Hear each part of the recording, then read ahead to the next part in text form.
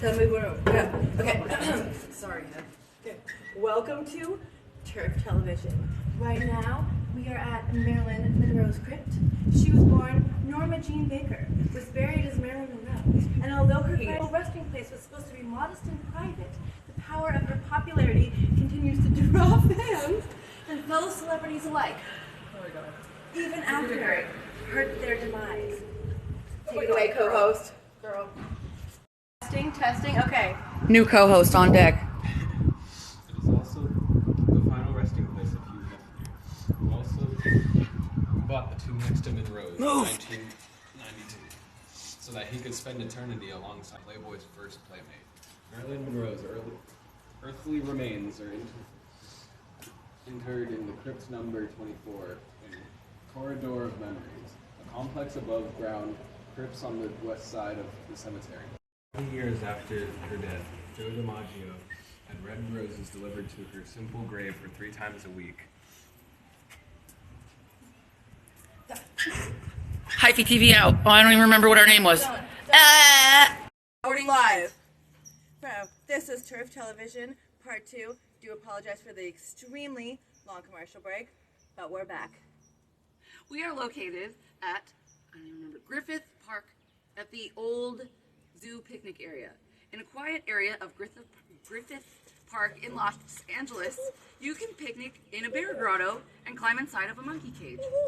If you have ever wondered what you appear like to the animals in the zoo, this abandoned LA zoo is your chance to find out. The site of the first Los Angeles zoo, it opened in 1912 with 15 animals. Many of Your microphone, man. The audience can't hear you. Many of the enclosures were built in 1930 by Works Progress Administration. Here's your turn.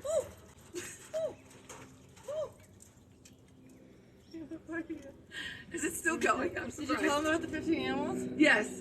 And then I got to administration. And then what it's like to be on the other side of the bars. Yeah. Oh, then we're done. Over. And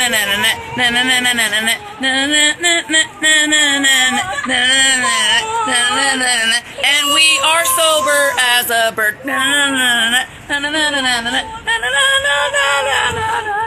Live? Yeah, we're live. We are on Turf Television, part I fucking forgot.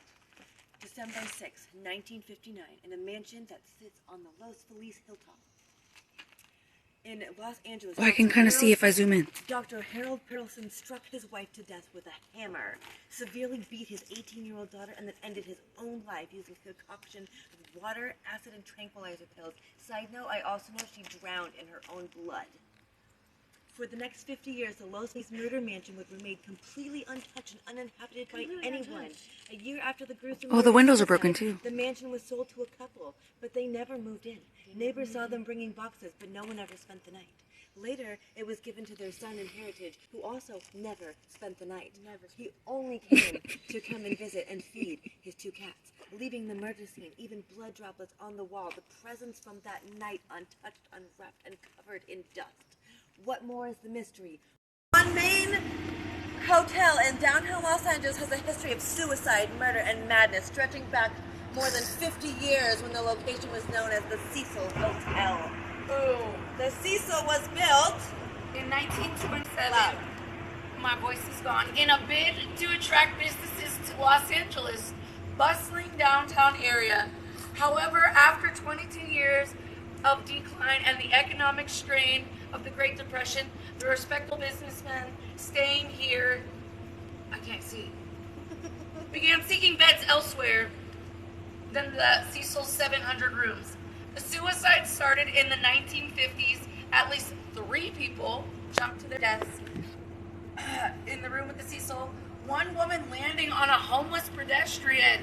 In 1964, an elderly resident was brutally murdered in her room, ransacked, and her killer, or killers, were never caught.